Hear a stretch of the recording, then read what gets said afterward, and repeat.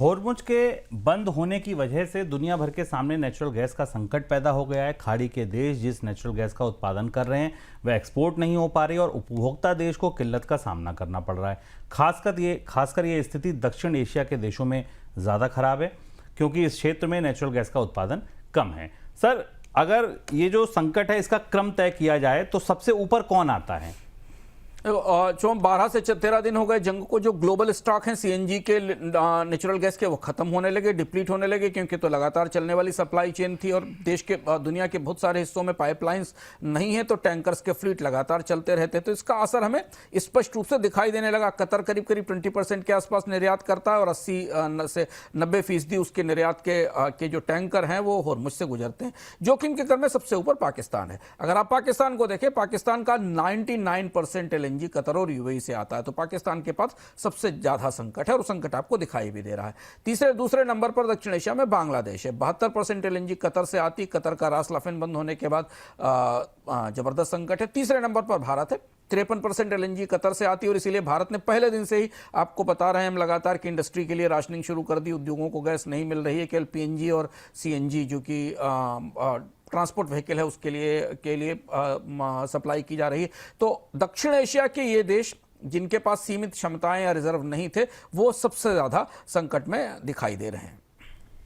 Sir, अगर ये संकट हम दूसरे देशों पे समझें तो सबसे पहले चीन पर अगर समझें तो इसका कितना असर होगा? चीन की 30% गैस आती है, भारत की तुलना में या बाकी देशों की तुलना में कम आती है। और चूंकि जो देश ज़्यादा निर्भर हैं उनके लिए बिजली की कमी या बाकी फर्टिलाइजर की कमी का भी खतरा है। चीन के पास बड़े गैस भंडारण, और जैसे हमने बताया कि रूस और मध्य एशिया से मजबूत पाइपलाइन है, इसलिए चीन के पास अभी गैस की इतनी शॉर्टेजेस नहीं और काफ़ी वेरिड LNG सप्लायर भी हैं। चीन अटलांटिक से, अमेरिका से, अफ्रीका से भी LNG खरीदता रहता है। महंगी हो गई है पूरी दुनिया में, गैस की कीमतें 30 से 40% बढ़ी हैं। अगर आप चाहें वो आप TTF में देखें या एशियन प्राइस देखें, लेकिन चीन के पास अभी भंडारों की परिस्थिति मजबूत है। अच्छा, यूरोप की सर, यूरोप पे अभी आपने 2 दिन पहले के डिस्कशन में कहा था कि यूरोप की जो सबसे दुखती नस है, सबसे बड़ा पेन पॉइंट गैस है। तो अगर गैस संकट का यूरोप पर प्रभाव देखें तो क्या पड़ेगा?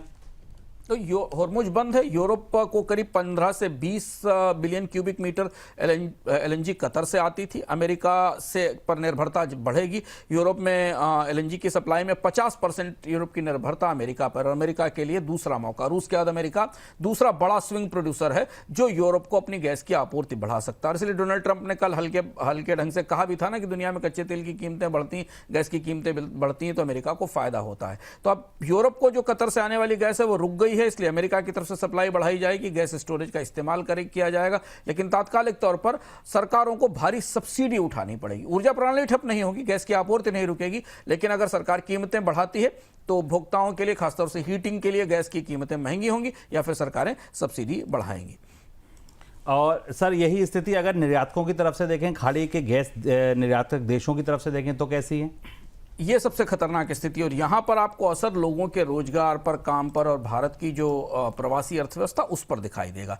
खाड़ी देशों की अर्थव्यवस्था पूरी तरह 33 किलोमीटर का जो एरिया इस पर निर्भर है। Qatar, Kuwait, Iraq, Iran, Bahrain, केवल सऊदी और यूएई को निकाल दें तो किसी के पास पाइपलाइन नहीं है। ये सिर्फ तेल और गैस निकालते हैं और टैंकर में लाते हैं और होर्मुज से भेजते हैं। इसलिए हमने कतर का उत्पादन तुरंत बंद होते देखा है। इनकी आर्थिक स्थिति बुरी तरह चरमरा सकती है अगर ये होर्मुज और लंबे समय तक बंद रहती है, ये जंग लंबी चलती, क्योंकि इनके पास अपने ईंधन को, अपने प्रोड्यूस को बेचने की कोई विकल्प उपलब्ध नहीं है। और ये संकट इन देशों की अर्थव्यवस्थाओं के लिए गंभीर होने वाला है। सर, एक सवाल और, दुनिया इस गैस की कमी को कैसे पूरा करेगी? क्या कोई वैकल्पिक ईंधन आएंगे, दूसरे ईंधन जगह लेंगे? क्या होगा, कैसे इसको पूरा करेगी? जैसे आप देखिए भारत में क्या हुआ। भारत में सरकार ने कोयले की आपूर्ति बढ़ाने के लिए कहा है, भारत में केरोसिन की आपूर्ति बढ़ाने के लिए कहा है, जिन ईंधनों को हम पीछे छोड़ चुके थे और आधुनिक साफ ईंधन आ गए थे।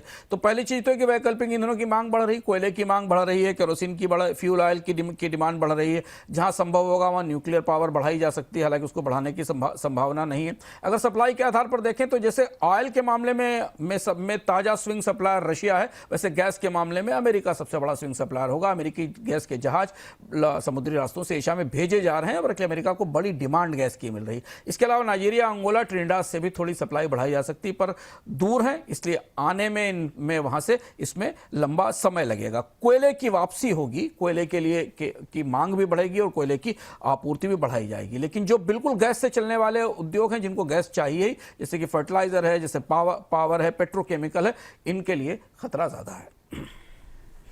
ईरान युद्ध और होर्मुज के बंद होने की वजह से भारत के लिए सिर्फ एनर्जी की लागत ही नहीं बढ़ी, बल्कि भारत के एक्सपोर्ट के लिए भी चुनौती बढ़ गई है। भारत से मध्य पूर्व के देशों को होने वाला अधिकतर एक्सपोर्ट होर्मुज के रास्ते ही होता है और इस खाड़ी के बंद होने के बाद उस एक्सपोर्ट पर चोट पहुंचना लाजमी है। सर, निर्यात का कितना हिस्सा इस रास्ते से जाता है जो प्रभावित हो सकता है?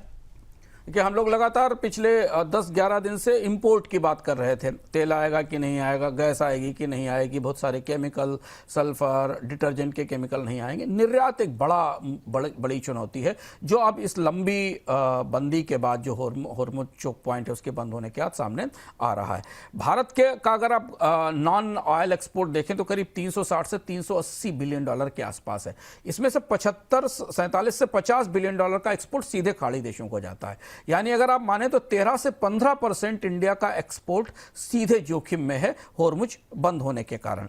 लेकिन इसका जो इनडायरेक्ट प्रभाव है वो बहुत ज्यादा है। उसकी वजह है कि एक तो शिप से अवेलेबल नहीं है, ऊर्जा महंगी हुई तो परिवहन महंगा हो गया, बंदरगाहों के, खाड़ी के कई बंदरगाहों के लिए शिपिंग ही नहीं मिल रही है, बुकिंग ही नहीं है, अवेलेबल नहीं है। दूसरा, फ्रेट और इंश्योरेंस कॉस्ट वैसे भी बढ़ी है। सरचार्ज पूरे फारस की खाड़ी में, पूरे अरब सागर में फैल गया है और खाड़ी के मार्गों पर फ्रेट 40% से ज्यादा हो गया, जहाज भी देर से मिल रहे हैं। तो एक्सपोर्ट पर जो प्रत्यक्ष असर है वो 13 से 15% है, पर परोक्ष असर काफी बड़ा है।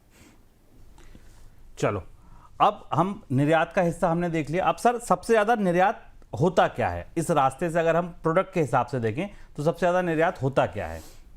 देखिए, एक टेबल आपकी स्क्रीन पर आएगी, जिससे आप समझ सकते हैं कि कौन सा निर्यात प्रभावित होने वाला, और बाजार में अगर आप निवेश करते हैं तो उन कंपनियों के बारे में समझना जरूरी है। भारत के पर करीब 40 से 50% की निर्यात लागत का दबाव दिखाई दे रहा है। अगर आप अमीरात को देखें तो अमीरात जेम्स ज्वेलरी, इंजीनियरिंग, टेक्सटाइल और फूड प्रोडक्ट्स के साथ, और यहीं से रास्ते से मेना और अफ्रीका में भी जाता है। यहाँ से री एक्सपोर्ट होता है। यूएई भारत का बड़ा री एक्सपोर्ट हब है। इसके अलावा Saudi, Qatar, Kuwait, Oman, Bahrain में कंस्ट्रक्शन मटेरियल, खाद्य उत्पाद, कृषि उत्पाद है। ईरान और इराक के साथ व्यापार का आकार छोटा है, लेकिन वहां पर भुगतान के संकट ज्यादा हैं। असर अगर आप देखें इसमें तो इंजीनियरिंग सामान, जेम्स ज्वेलरी जो प्रमुख उद्योग हैं जिनके ऊपर सबसे ज्यादा असर पड़ेगा, स्टील और धातु, केमिकल और पेट्रोकेमिकल, और टेक्सटाइल और गारमेंट, ये वो हिस्से हैं जिन पर सबसे ज्यादा असर आने वाले दिनों में हमें दिखाई देगा, और जो दिख रहा है अभी निर्यात बंद होने का। मध्यम रूप से अगर देखें तो फार्मास्यूटिकल्स, ऑटोमोबाइल और ऑटो कंपोनेंट, इनके ऊपर इलेक्ट्रॉनिक्स और इलेक्ट्रिकल उपकरण, इनके ऊपर थोड़ा मध्यम असर दिखाई देगा। और जो सुरक्षित हैं, जिन निर्यातों पर कोई असर नहीं है होर्मुज का, उसमें आईटी सर्विसेज और एग्रीकल्चर निर्यात हैं, जो नॉन गल्फ मार्केट्स को, गैर खाड़ी बाजारों को जाते हैं।